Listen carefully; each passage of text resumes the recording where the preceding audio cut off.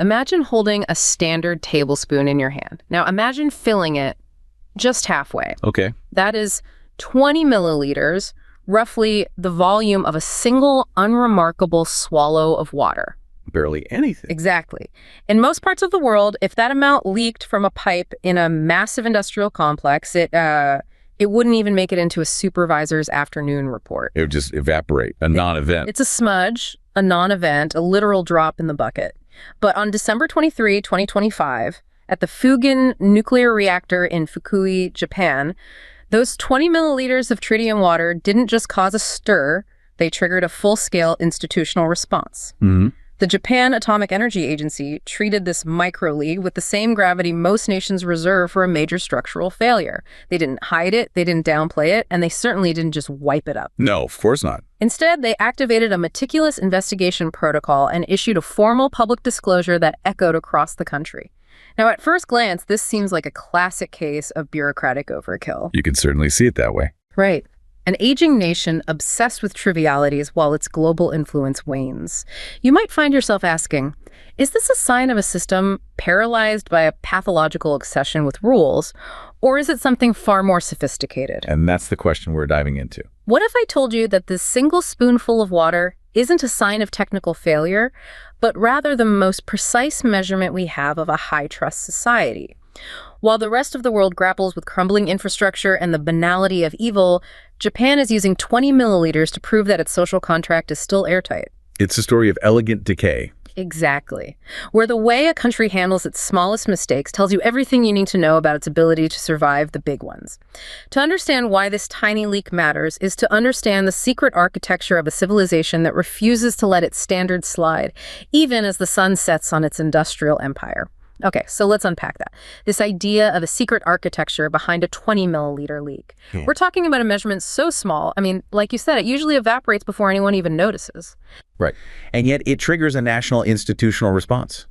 This level of radical transparency, it's more than just a rule. It has to be. It is. Reporting a literal drop of water demonstrates a really deeply embedded need to maintain a high-trust social contract. So the question we have to ask is, where does that impulse come from?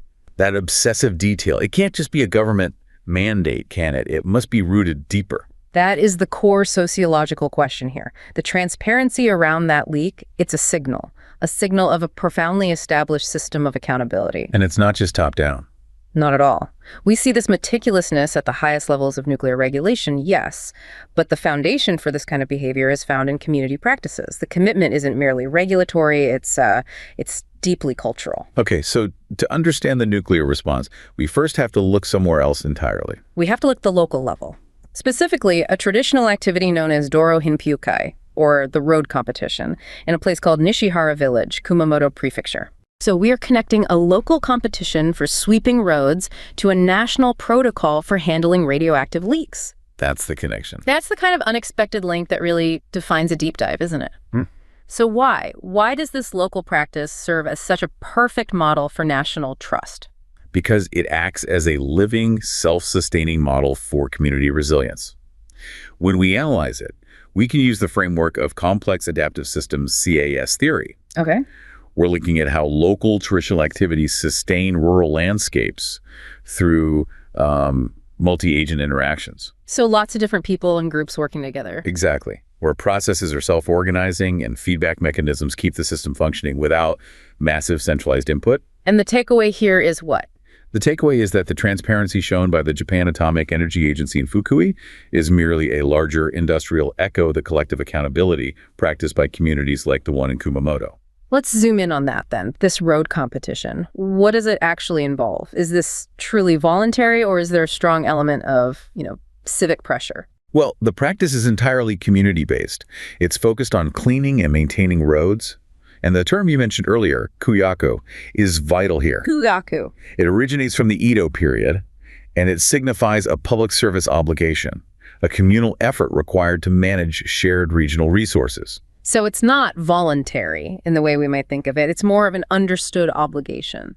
Exactly. It's not something you might do once a year at a food bank. It is an understood, long-standing obligation that promotes the common good. In Nishihara Village, all 44 community settlements voluntarily clean their designated roads twice annually. Twice a year, in the spring and the autumn. That's right. That sounds like an incredible amount of labor. How much road are they actually responsible for? They collectively maintain an astonishing 106 kilometers of village roads. 106 kilometers. Traversing farmland, residential areas. We're talking about critical transit infrastructure, not just small paths. And the participation rate must be key to making that work. It's everything. Approximately 82% of households actively participate. This level of participation is critical because it significantly, and I mean significantly, reduces the financial burden on the village administration. Okay, let's talk about that financial burden, because this is where the economic value of communal trust becomes tangible, right? Absolutely. What is the village actually spending to get 106 kilometers of road maintained? The total budget allocated for community subsidies, which includes performance-based awards and cleaning bonuses, is quite modest. It's 6.2 million yen annually. 6.2 million yen. And that investment is effectively leveraging the time and effort of 82% of the entire village population. That is incredible. So let's put that in perspective. If the village had to hire outside contractors to do that same meticulous work, what would that cost? The comparison is stark. The estimated cost to hire external contractors to perform that same 106 kilometers of cleaning is approximately 60 million yen. 60 million. So they're saving over 50 million yen. The difference, the 53.8 million yen saving, is a direct, quantifiable measure of the economic value of this institutionalized civic duty. Wow. It's not just some intangible concept like community spirit. It's funding roughly 8 times the cost of the actual subsidies. It shows how high social capital translates directly into low governmental overhead. It's a societal trade-off then. A high investment of personal time yields enormous savings for the public purse and, I imagine, maintains local control. Precisely. So how does the competition part of this work? I mean, how is all this voluntary labor judged and maintained without creating massive resentment? Well, the labor is judged rigorously through the road appraisal competition held twice a year. And who's on the judging panel? It includes the village head, council members, and the various district heads. And they don't just, eyeball it. They use formalized, standardized scoring sheets. Of course they do. The grades run from A, which is 100 points for exceptionally outstanding work, down to I, which is 60 points for below standard or even absent participation. That level of standardization, AI, ensures transparency and measurability. It's just like a scientific report. Yeah. It institutionalizes the meticulousness. It does. And crucially, the incentive system is designed to maintain morale, not just to identify failures. Awards are distributed across rankings, excellence, first, second, and third prizes. So everyone gets something. The system guarantees that every participating village receives some form of recognition, often financial, which ensures that civic pride and the cooperative spirit are maintained. It makes the effort feel valued, not exploited. So let's use that CAS lens you mentioned, the complex adaptive systems. Yeah. Let's look at the agents that sustain this, starting small, at the micro level. Individual motivation. This is where that internalization of ethics comes in. Absolutely. The foundational driver is an internal ethical contract. And we have survey data that confirms this. Oh, really? Yeah, it shows that 75% of villagers believe that beautifying the environment is the responsibility of community members. So the motivation isn't really the prize money. Not primarily. It's the internalization of a collective ethic. And when individuals participate and they see the immediate visible results, cleaner roads, better maintained infrastructure, it strengthens that sense of responsibility. It creates a feedback loop. A powerful, self-reinforcing ethical loop. Yeah. It's the conviction that gives legs to the action. So that's the micro-level personal commitment feeding back into the collective expectation. Let's move up to the meso-level. The settlement groups themselves. This is where the self-organization happens, right? Allowing the system to handle real-world challenges like an aging population. Yes, the meso-level provides the necessary flexibility. The settlements continuously refine localized rules based on consensus and intergenerational knowledge transfer. This is absolutely key to its sustainability. Can you give an example of that? Sure. So, facing demographic aging, many settlements establish specific exemptions for residents over the age of 70. Which makes perfect sense. And other settlements innovate, like integrating simultaneous riverbank cleaning into the road cleaning schedule to maximize their efficiency. So these localized rules allow the system to adapt without waiting for some top-down bureaucratic directive. Exactly. It ensures flexibility and longevity. And then the macro level, the village administration, functions as the institutional stabilizer. How critical is their role beyond just handing out the prizes at the end? The administration is essential because they validate the entire process through the evaluation and that bonus allocation system, that 6.2 million yen budget. So their support gives it legitimacy. It does. And statistical modeling has confirmed that this institutional support is overwhelmingly the most powerful factor in sustaining high settlement participation. It acts as the backbone, providing top-down stability that complements the bottom-up flexibility of the settlements. It's that synergy between the formal institutions and the informal norm. That's what makes the whole system function so stably. It's the perfect blend. Top-down recognition, validating bottom-up effort. Now let's explore the adaptive mechanisms in action. You mentioned a bidirectional reinforcement mechanism between ethics and practice. What does that look like day to day? It's a virtuous cycle. First, the ethical norms strongly influence practical behavior. A strong ethical commitment means people are more likely to participate frequently and thoroughly. Okay, that makes sense. But the reinforcement goes the other way, too. When people engage in the practical action, they achieve a tangible result. The landscape improves. Right. And that physical result reinforces their personal ethics via a sense of achievement. I do the work, I see the difference, I feel pride, and so I'm more committed next time. It transforms what is essentially routine maintenance into something meaningful. And that meaning becomes what you call the emergent value. Exactly. The value that emerges is the transformation of what is, let's face it, unpaid, demanding labor into social rituals. And the post-cleaning gatherings are a big part of that? They're critical. They're not just potlucks. They're social cohesion events that enrich cultural meaning and foster deeper interpersonal interactions. We even see settlements introducing quirky elements like cleaning skill competitions, which turn the labor into a shared cultural asset. So it's the accumulation of that cultural value that allows this whole thing to survive economic and social shifts. Precisely. But what happens when a massive external shock hits? Like the 2016 Kumamoto earthquake, which damaged major infrastructure, including the critical Tawariyama tunnel. Does a system like this survive, or does it collapse under that kind of pressure? It demonstrates robust resilience. The entrenched habits of coordination and responsibility allow for rapid, agent-driven adjustment. So they didn't wait for orders? They didn't wait for central government mandates. The settlements independently revised their cleaning strategies. They prioritized main road safety immediately and consolidated resources to handle the crisis. Wow. This demonstrated incredible adaptive capacity. The continued functioning of this decentralized system, in the face of disaster, it reinforced community resilience significantly. So it proves that the multi-level agent coevolution, the individual, the settlement, the village administration, is what drives long-term functionality, even under extreme duress. That's the takeaway. The lesson is clear. If you build meticulousness and accountability into the very DNA of your society, it pays dividends not just in savings, but in actual survival. So we see how meticulousness works at the ground level, maintaining a road with a broom and shovel.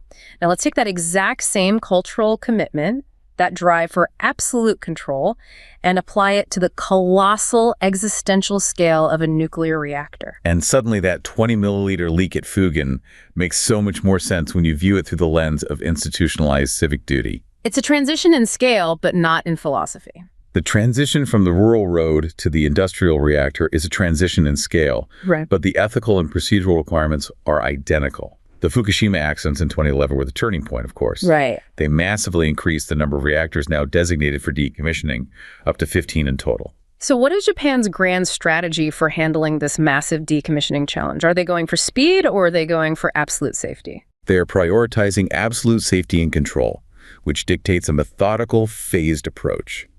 The preferred strategy combines the immediate dismantling of less critical secondary facilities with deferred dismantling, often called safe storage, for the core. Safe storage, what's the goal there? The goal of safe storage is strategic.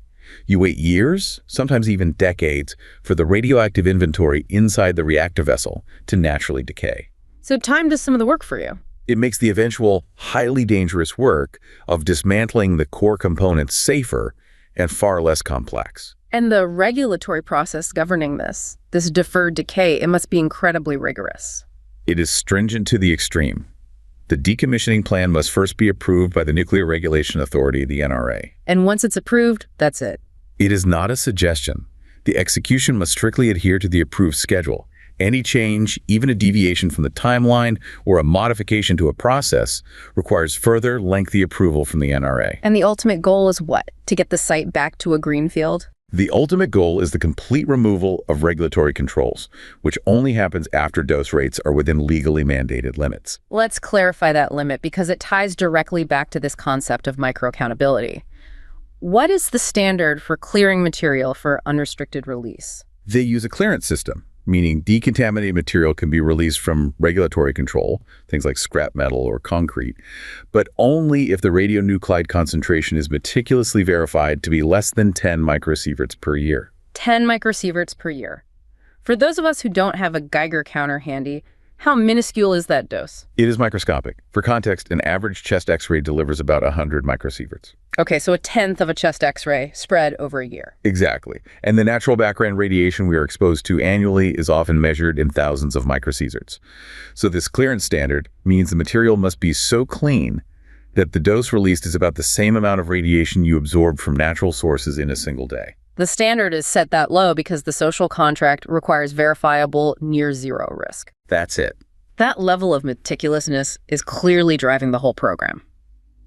Let's return to the Fugen experimental reactor, the site of our 20-milliliter leak, because its strategy was unique, wasn't it? Fugen was a unique challenge. It was an experimental advanced thermal reactor shut down prematurely in 2003 due to high operational costs and, ironically, several past operational troubles, including other smaller tritium leaks. And it used specialized fuel and materials. Yes, it used heavy water as a moderator and mixed oxide, or MOX, fuel, making it a very specialized and technically complex decommissioning task. Despite its small size, the financial liability must be immense. It absolutely is. It's considered an onerous legacy.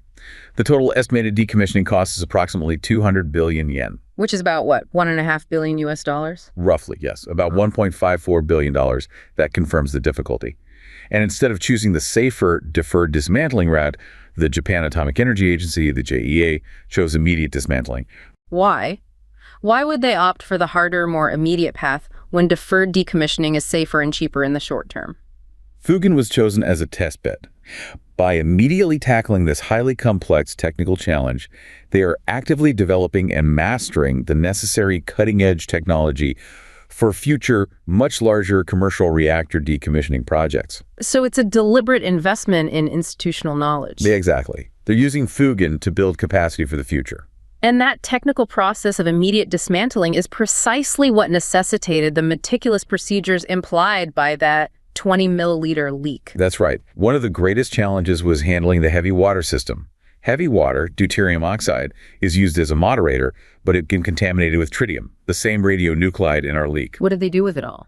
The project successfully shipped 274 metric tons of heavy water to Canada for reuse. Following that, extensive, highly specific procedures were used to remove residual tritium from the system via air and vacuum drying. So the extreme focus on removing every molecule of tritium meant that even a 20-milliliter residual leak, a microleak, had to be reported. With full institutional disclosure, it proves the system is monitoring residual tritium with forensic precision. So the 20 milliliters isn't a sign of laxity at all. It's proof of a hypervigilant system catching the most minimal deviation. Correct. But Fugen still faces the largest enduring problem that plagues the entire Japanese nuclear program, which is the disposal of that specialized MOX fuel. Yes, the disposal of the spent MOX fuel remains a serious unsolved problem.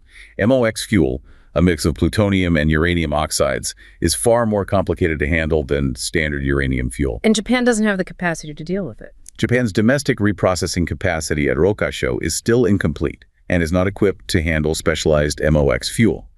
This uncertainty means Fugen, a highly advanced decommissioning project, must continuously confront waste management challenges without a long-term solution. So they're forced into temporary on-site storage and continuous political negotiation. That's the reality. This complexity feeds directly into what you call the Galapagos syndrome in the Japanese nuclear market. This is where the industrial culture aligns perfectly with that deeply domestic, high-trust civic culture we saw in Kumamoto. The Galapagos syndrome is a perfect description. It's an inward-looking industrial structure that has evolved uniquely to suit local conditions and demands, becoming isolated from global standards. It prioritizes local control over global efficiency. Right. And in the nuclear industry, this means a fierce preference for domestic companies. The decommissioning projects are managed by the nuclear operators, TEPCO, Kansai EP, and so on, but the contracting is channeled almost exclusively through major Japanese industrial and construction corporations. That sounds like a powerful way to maintain standards, but doesn't it shut out global expertise and innovation? It does. It makes it incredibly unlikely for foreign companies to secure roles as main contractors. Foreign involvement is limited, often providing only basic designs or highly specialized components, with Japanese partners handling the core adaptation and operation. So this close, localized relationship ensures that the unique and demanding domestic safety standards, like that 10 microsievert clearance standard, are always maintained. Always. But it comes at a significant cost. And that cost is fragmentation. If projects are dispersed among different operators and locations, Fugen in Fukui, Hamaoka in Shizuoka, doesn't that create massive inefficiency? It creates weak inter-organizational cooperation.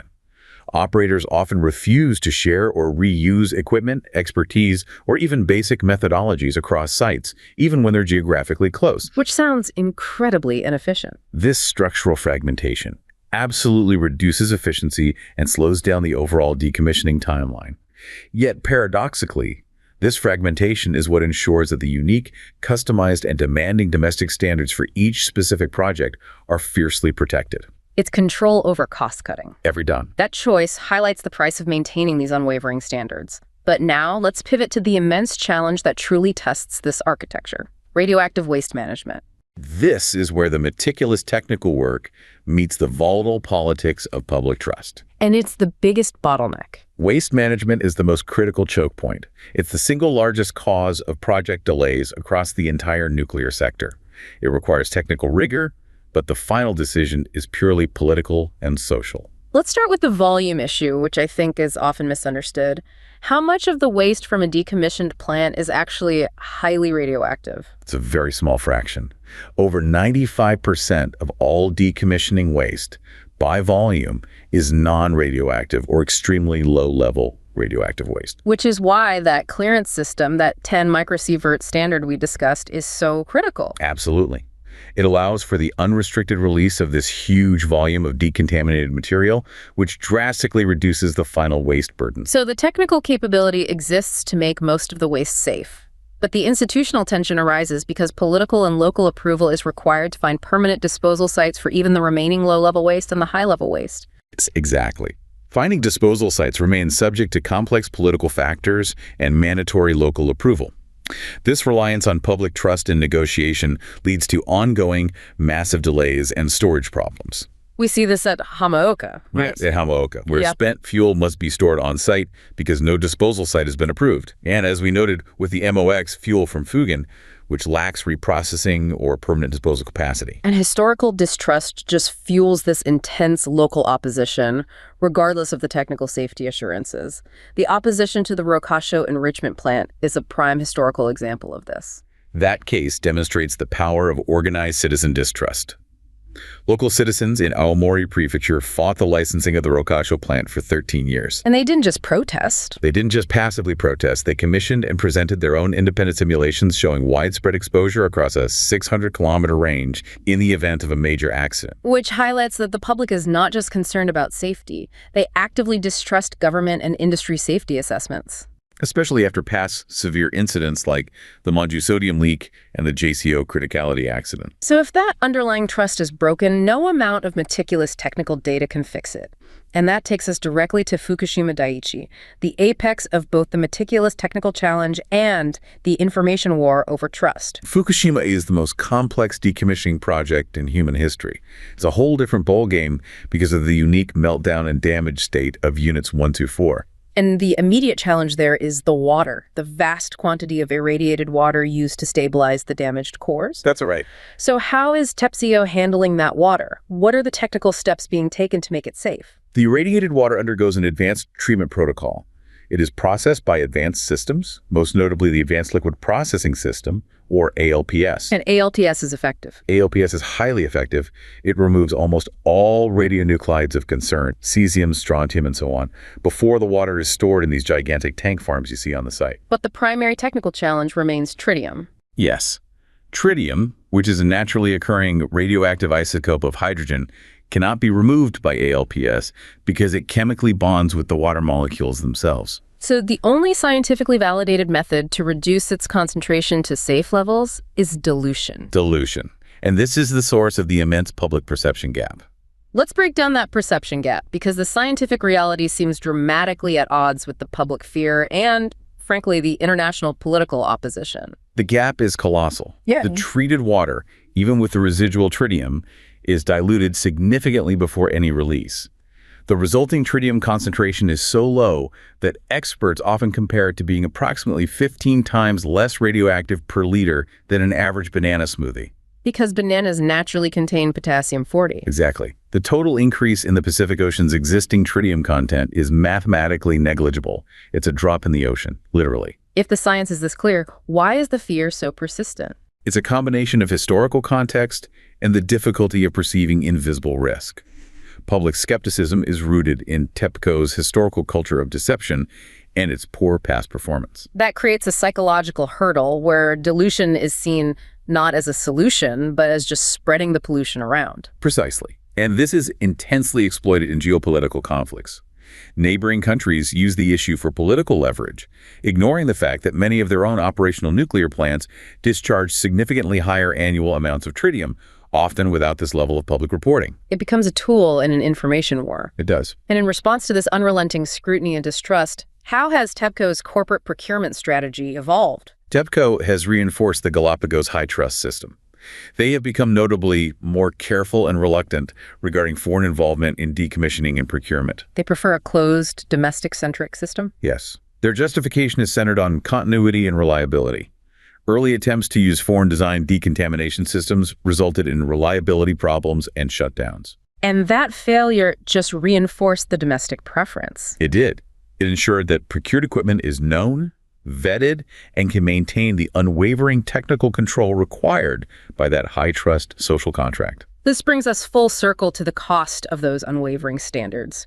Whether it's the microscopic tritium leak at Fugen or the multi-trillion yen, multi-decade effort at Fukushima, the Japanese system rejects shortcuts and international efficiency models. That insistence on preservation, on maintaining standards and dignity through a painstaking and expensive process, that is the definition of elegant decay. And the segmented architecture, the dedicated, highly specialized domestic players, is inefficient in scale. It leads to capacity shortages in skilled manpower and in R&D for waste management, and it imposes immense financial burdens on the nation. Yet this deliberate inefficiency is what fiercely protects the high standard of technical and regulatory control that mandates the reporting of a single spoonful of radioactive water. It's an unwillingness to compromise quality for speed or for maximum profit, even as the nation faces economic and demographic contraction. It is the ultimate measure of their civilization's strength. A fierce dedication to preserving institutional integrity and technical control. Proving that meticulous process is itself a form of national resilience. We began this deep dive with a single spoonful of radioactive water. And to understand why those 20 milliliters triggered a full-scale institutional response is to understand the secret architecture of Japan. It is a society where the maintenance of small roads is institutionalized civic duty, and the dismantling of billion-dollar reactors follows protocols designed not for speed or maximum profit, but for absolute demonstrable control. This unwavering commitment to micro-accountability, whether it's civic or industrial, is the foundation of a high-trust society, proving that the most precise measurement of a civilization's strength is found in how it reports its smallest mistakes.